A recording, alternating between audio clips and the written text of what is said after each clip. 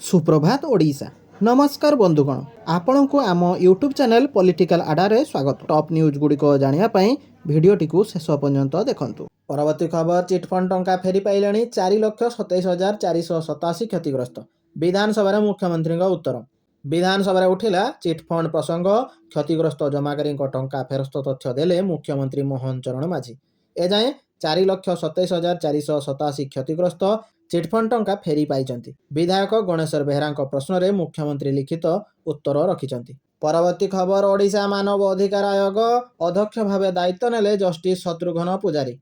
विचारपति शत्रुघ्न पूजारी आज ओडिशा मानव अधिकार आयोग अध्यक्ष भाव अनुष्ठानिक भाव कार्यभार ग्रहण करिसन्ति। यह तांकर द्वितीय कार्यकाल होइथिबा बेले मानव अधिकार सुरक्षा क्षेत्र में तांकर अतुट निष्ठा और दक्षता उपरे पुनर्बार आस्था प्रकट करा जायछि। परवर्ती खबर, कर्मचारी बड़ खुशी खबर, एही दिनठू बढ़िबो दरमा। जानन्तु सरकारक नुआ घोषणा। केंद्र सरकारी कर्मचारी एवं पेंशन भोगी अष्टम वेतन आयोग को नहीं एक बड़ अपडेट सामना को आसीछि। निकटरे संसद रे अर्थ राष्ट्रमंत्री पंकज चौधरी स्पष्ट करिसन्ति जे सरकार 3 नवेम्बर 2025 रे आनुष्ठानिक भावे अष्टम केंद्रीय वेतन आयोग गठन करिसन्ति। कर्मचारी दरमा भत्ता एवं पेंशन उपरे सुपारिश रिपोर्ट प्रदान करिया पई आयोग को 18 मास समय दिया जायछि। दरमा वृद्धि को नहीं कहा जायछि जे अष्टम वेतन आयोग लागू हेबारे विलंब हेले मध्य एहाकु जनवरी 2026 रु ही प्रभावी बोली धराजिबो। तेबे कर्मचारी हाथ को वर्धित दरमा आसिबारे किछि समय लागि पारे।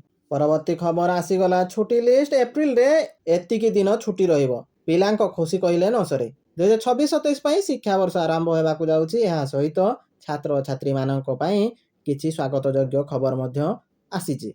एप्रिल 2026 पई कैलेंडर छुट्टी रे भरिबाकु जाउछि।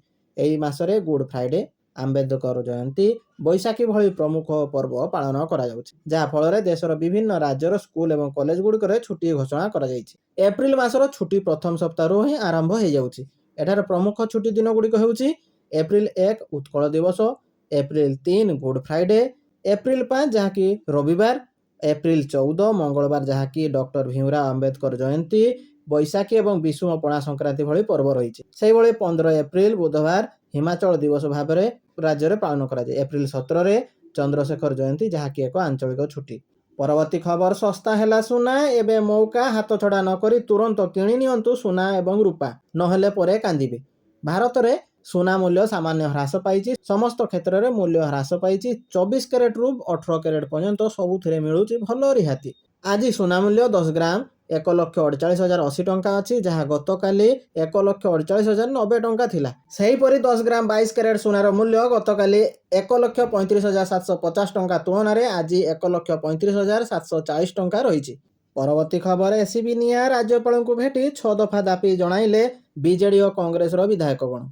एसीबी मेडिकल रे निया लगी 13 जनक जीवन जीवा घटना रे बीजेडी और कांग्रेस विधायक माने राज्यपाल को भेटिछन्ति।